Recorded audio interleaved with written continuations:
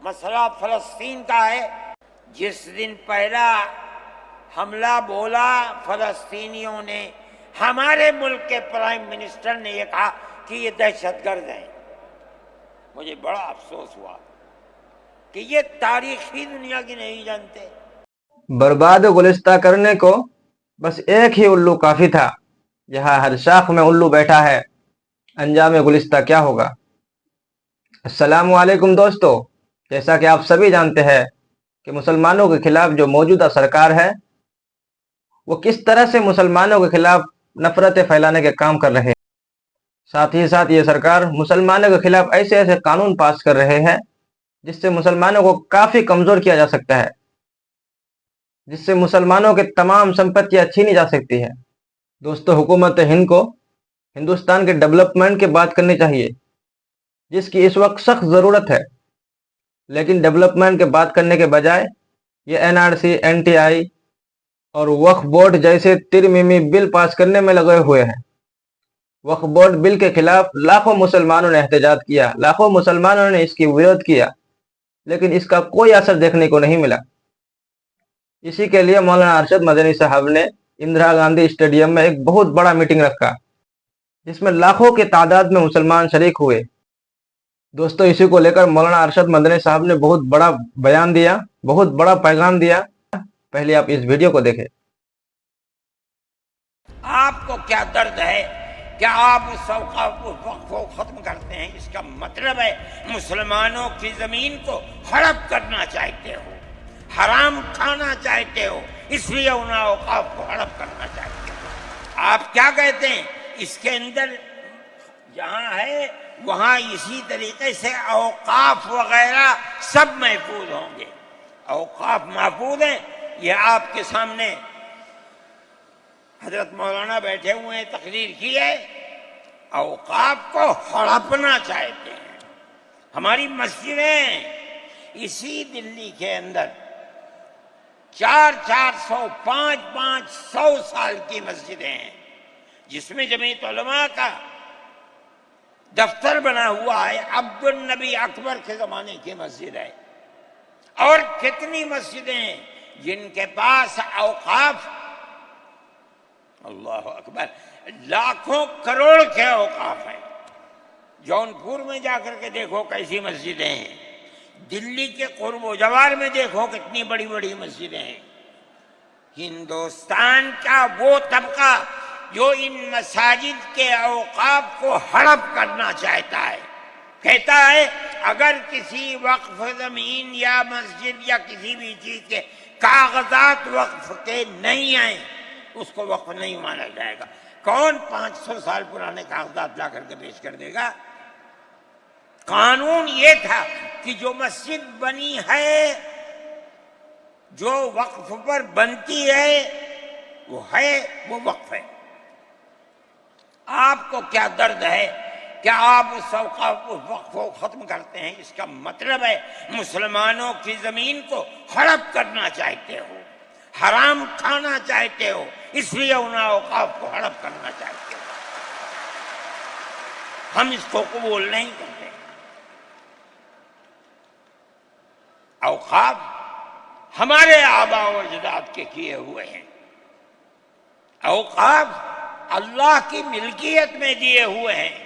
مسجدیں بنی ہوئی ہیں، آپ ان کی حفاظت کیجئے، اس لیے کہ ہم اس ملک کے رہنے والے ہیں، ہم باہر سے آئے ہوئے نہیں ہیں. اگر ہندو گوجر ہے مسلمان بھی گوجر ہے، اگر ہندو جاٹ ہے مسلمان بھی جاٹ ہے، اگر ہندو راجپوت ہے مسلمان بھی راجپوت ہے.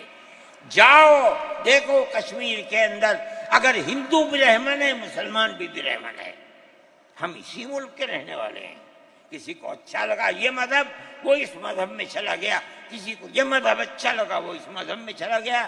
کیا مذہب کی بنیاد پر اس ملک کے اندر آپ ہمیں جینے کا حق نہیں دیں گے؟ ہم اپنے جینے کا حق کو لیں گے. آپ نے جس سیاست کو اختیار کیا، آپ 2 الیکشن پہلے دیکھیے کس قوت کے ساتھ بی جے پی آئی تھی. آپ نے جس پالیسی کو اختیار کیا سیکولرزم کو آگ لگانی چاہیے. اس کا نتیجہ اس الیکشن میں کیا ہوا؟ بی جے پی ہار گئی. میں کہتا ہوں کہ اگر چندرا بابو نائیڈو کی بیساکھی نہ ہوتی اور ادھر نتیش کمار کی بیساکھی نہ ہوتی تو بی جے پی گورنمنٹ نہیں بنا سکتی تھی. کیوں ہوا؟ وہ جو 14 سال پہلے اتنی قوت کے ساتھ آئی تھی کہ لگتا تھا کسی دوسری جماعت کا چراغ ہی نہیں جل رہا ہے، وہ چراغ آج بجھ کیسے گیا؟ اس پالیسی کی وجہ سے. ملک کی پالیسی اگر بھائی بھائی کی ہوگی ملک زندہ رہے گا. ایک باپ کی اولاد 5 4 3 اگر پیار و محبت کے ساتھ رہیں گے وہ گھر آباد رہے گا. اگر دشمنی ہوگی سب برباد ہو جائیں گے. ہماری یہ پالیسی ہے کہ ہندو، مسلمان، سکھ، عیسائی سب ایک دوسرے کے ساتھ بھائی بھائی ہیں. آپ اس پالیسی کو کیوں مخالفت کرتے ہیں؟ ہم اسی طرح چلتے ہیں. جمعیت علماء ہند کا یہی کردار ہے. جمعیت علماء ہند آج بھی یہی کرتی ہے. میں نے ابھی چند مہینے ہوئے میوات کے اندر لوگ لٹ گئے، پس گئے، ان کو جمع کیا. ہم نے ان سب کو 1 لاکھ یا 2 لاکھ روپئے دیے جا کر کے. مسلمان بھی تھے، ہندو بھی تھے. ہم نے ان کو دیا، وہ خوش ہو گئے. ہم ہر سال تقریباً 1.5 کروڑ روپئے دیتے ہیں بچوں کو جو پڑھنے والے ہوتے ہیں، جو غریب ہوتے ہیں، اونچی تعلیم کے لیے.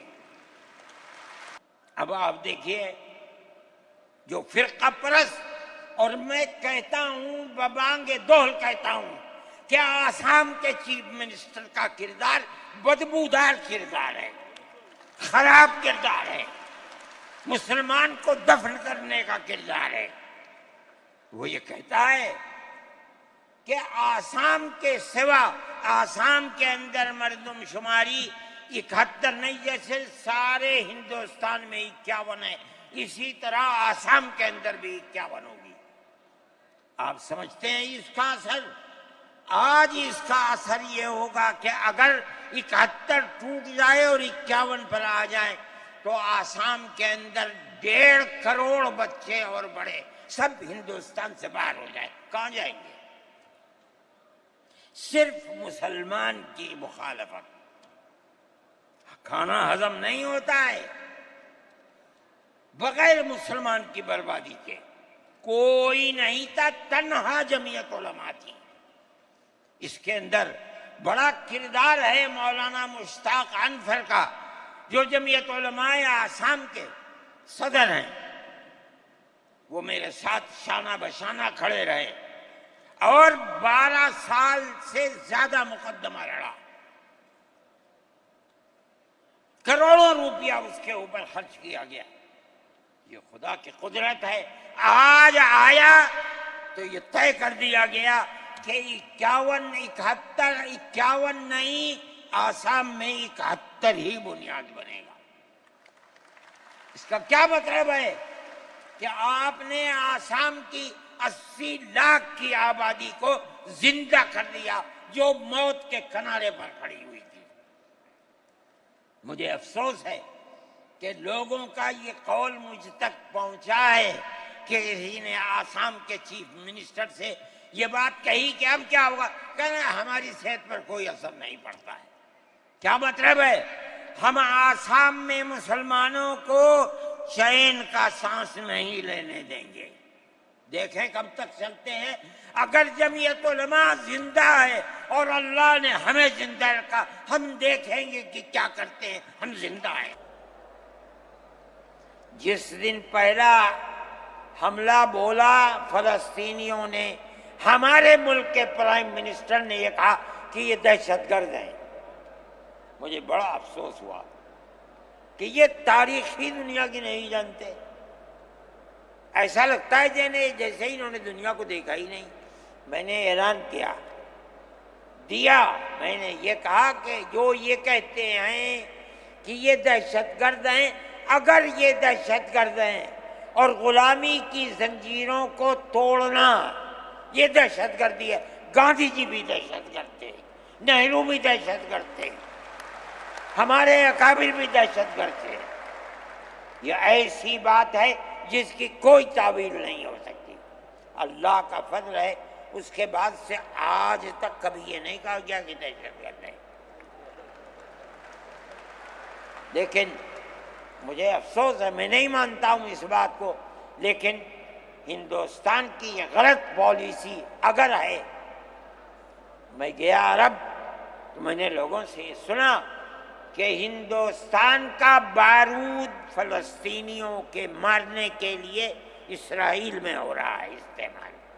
کہنے والوں نے کہا کہ ہندوستان کے فوجی بھی اسرائیل کے ساتھ لڑ رہے ہیں. میں اس کی تصدیق نہیں کر سکا ہوں، اتنے میں بات نہیں، مگر میں یہ کہتا ہوں کہ کھل کر پالیسی ہونی چاہیے. آپ اگر فلسطینیوں کے قتل عام پر راضی امریکہ کی طرح کہیے کہ ہماری فوجیں اسرائیل کے ساتھ، آپ بھی کہیے کہ ہماری فوجیں لڑیں گی، اور اگر نہیں ہے اپنے دامن کو پاک کیجیے. میں یہ سمجھتا ہوں کہ اس طرح کا قتل عام کہ ساری دنیا ایک طرف کھڑی ہوئی ہے، لیکن یہودی طاقت کے ساتھ کیونکہ سر پر امریکہ ہے، تجویز آتی ہیں اسرائیل کے، نہیں، اسرائیل کے خلاف نمبر 2 پر ہے. سب سے پہلی تجویز امریکہ کے خلاف آنی چاہیے، اس لیے کہ جو بم برس رہے ہیں وہ امریکہ کے ہیں، جو فوج لڑ رہی ہے وہ امریکہ کی ہے. اسرائیل کے پاس کتنا ہے؟ جو طاقت ہے وہ بڑی طاقتوں کی دین ہے. اسی بنیاد کے اوپر ساری دنیا کے اندر احتجاج ہو رہا ہے، مگر وہ احتجاج قابل توجہ نہیں ہے. جمعیت علماء ان مسائل کو سمجھتی ہے. ہم نے اپنی بات آپ سے کہی ہے. مسلمان اپنے نظریات، اپنے خیالات کو صحیح کرے اور اس نہج کے اوپر چلے. میں پھر کہتا ہوں، آپ ہندو مسلم اتحاد، آپ جس گاؤں میں ہیں وہاں اتحاد رکھیے، اپنے کھیت میں ہیں وہاں اتحاد رکھیے، بازار میں بیٹھے ہیں وہاں اتحاد رکھیے.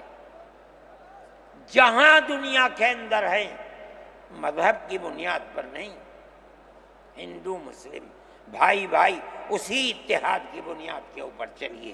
اگر آپ چلیں گے تو آپ اپنے ملک کے وفادار ہیں اور آپ صحیح راستے پر چلنے والے ہیں. اور اگر آپ وہ پالیسی خدا نخواستہ جو فرقہ پرست نظریے کی پالیسی ہے، اگر آپ اسے اپنائیں گے ملک تباہ ہو جائے گا، برباد ہو جائے گا. میں انہی نظریات کے ساتھ آپ حضرات سے اجازت لیتا ہوں اور اپنے ان احباب کا شکریہ ادا کرتا ہوں جنہوں نے توجہ دلا کر گھر گھر جا کر اپنے بھائیوں کو اس اجلاس میں آنے کے لیے آمادہ کیا ہے.